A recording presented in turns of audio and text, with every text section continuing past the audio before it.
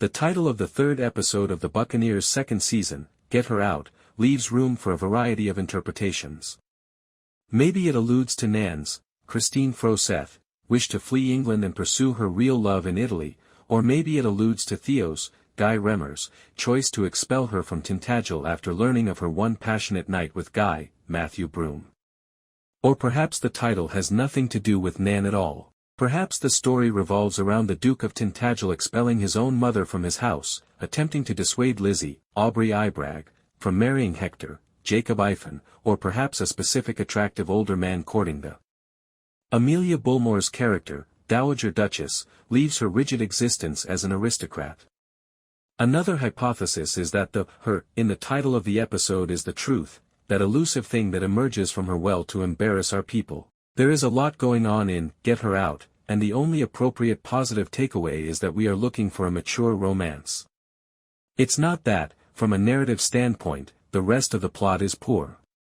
The events in Get Her Out will undoubtedly result in a number of developments over the next few weeks. But these factors appear to portend Lizzy's demise. Nan, Ginny Imogen Waterhouse, and even impoverished Mabel, Josie Toda, who was only beginning to win over her prospective mother-in-law after being forced to live in the same room as her beloved Honoria, Mia Threppleton. We are simply pleased that the Dowager Duchess, with whom we are at last on a first-name basis, has reconnected with a former flamer from her childhood among all of this chaos. Perhaps she will be able to truly enjoy her love story with Reed Robinson, Greg Wise, now that she is a widow with a grown kid who doesn't appear to want her around anymore. Theo now has good reason to be upset with his mother. The aftermath of Lord Seadown's, Barney Fishwick, disclosure in episode 2 that Guy spent the night before Theo and Nan's wedding at Tintagel Castle is where Get Her Out begins. When her husband confronts her, Nan confesses to him that she had an affair with Guy and had made plans to flee with him, abandoning her last-minute attempt to use her Duchess powers to protect her sister. The Dowager Duchess is thankful that Nan hasn't told him that she met the star-crossed pair that fateful night, but Theo is furious and leaves the castle. But this secret won't be kept a secret for long either. Blanche chooses to reveal the whole truth when the tension between Theo and Nan grows intolerable, with Theo demanding the removal of his wife and Nan furious that the Dowager Duchess only intends to use her to gain an offspring for Tintagel.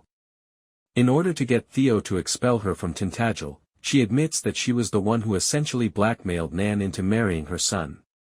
But as Blanche imprisoned in a cage that his mother made, he chooses to forgive his wife as a result. Unfortunately, he cannot locate her because Nan is currently traveling to Italy after obtaining some letters addressed to the Dowager Duchess on Guy and Ginny's whereabouts. It's unclear if Ginny's trip will end happily because she seems to be like Guy more and more. In fact, a scene where she watches him sleep raises the possibility that their grudging friendship could develop into true love. In addition, I would wager that Seadown has personnel stalking Nan to check if she visits her sister. The recollections of Guy don't have the only impact on Nan and Theo's love life, or whatever you want to call it. Additionally, Theo appears to be developing affections for Lizzy, who is currently engaged to MP Hector Robinson. Theo gives a lengthy speech about how Lizzy is exceptional and needs someone as great as her at her side as he is upset with Nan. With the exception of a fleeting sparkle in last week's episode, Theo and Lizzy never shared many meaningful moments, so their affection was unexpected, but the writers have concluded that it exists. Lizzy seemed to feel the same way. Theo is already intent on reaching Nan by the time she informs him that she liked what he had to say. Conchita and Richard, on the other end of the Buccaneers' love spectrum, are adorable as usual and try their best to introduce Cora, Maria Almeida, to some gentlemen. The young woman is still rebellious, but she quickly changes her mind about finding love after witnessing a sweet moment between her two mentors. Perhaps this is the biggest issue with Get Her Out, some things are resolved too quickly. Cora doesn't seem to have lasting opinions, instead changing as quickly as the wind. Similarly, Theo's views on Nan completely change after he finds out the truth about his mother. Despite the fact that she continued to have affairs with his best friend and consented to marry him for his title, which Theo in Season 1 was utterly scared of.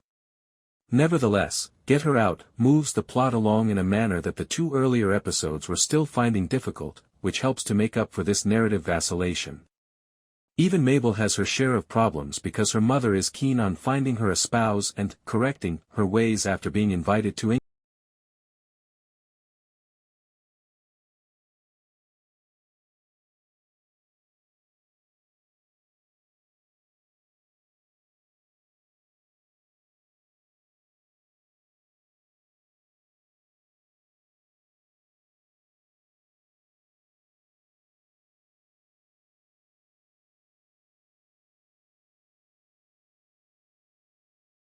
For the sake of hope, I'm starting this review by talking about the couple who appears to have the best chance of winning right now, a surprising contender in this horse race, the Dowager Duchess of Tintagel, who was once known as Blanche, and her long-lost lover, Reed Robinson.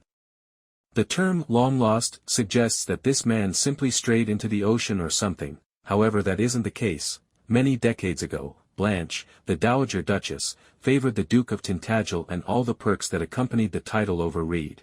Regarding her decision from all those years ago, he tells her, "You broke my heart." "I broke mine," she answers.